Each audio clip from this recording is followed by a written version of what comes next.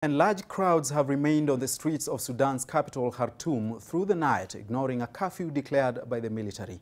Meanwhile, Sudan Minister for Defense Awad Ibn Auf has been sworn in as chief of the new military council that takes over from the ousted leader Omar Al Bashir.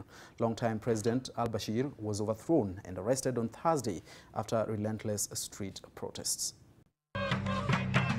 The streets of Khartoum are yet to get rest.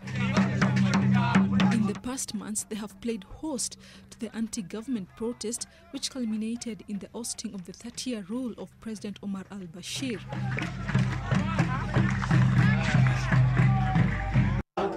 And with the military overthrowing the president and taking over, the streets have become host to another set of demonstrations. Protesters spent the night in the streets of Khartoum singing in jubilation for the change after Bashir's 30-year reign. This was in open defiance of the curfew set by the military through Defense Minister Awad Mohammed Ahmed, who was sworn in as head of the Transitional Council. Ahmed took the constitutional oath as chairman of the Transitional Military Council after announcing the ousting of Al Bashir and his government.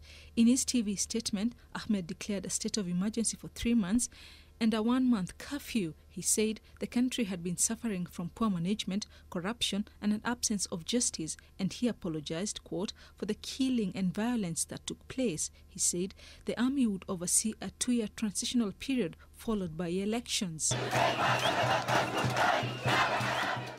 Organizers of the months-long demonstrations that triggered al-Bashir's overthrow have urged pro-democracy supporters to protest against a military takeover, renewing their demands for a civilian-led government. Protesters denounced the military's moves, the Sudanese Professional Association, SPA, demanding the handover of power to a civilian transitional government that reflects the forces of the revolution. Since Saturday, at least 35 people have been killed in clashes with security forces, which have repeatedly tried to disperse the sit-in by force.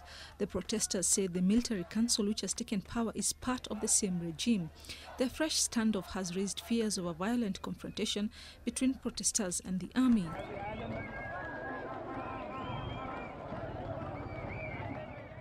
The US has urged Sudan's military to incorporate civilians into the government. The European Union has, however, called for calm between the civilians led by SPA and the military.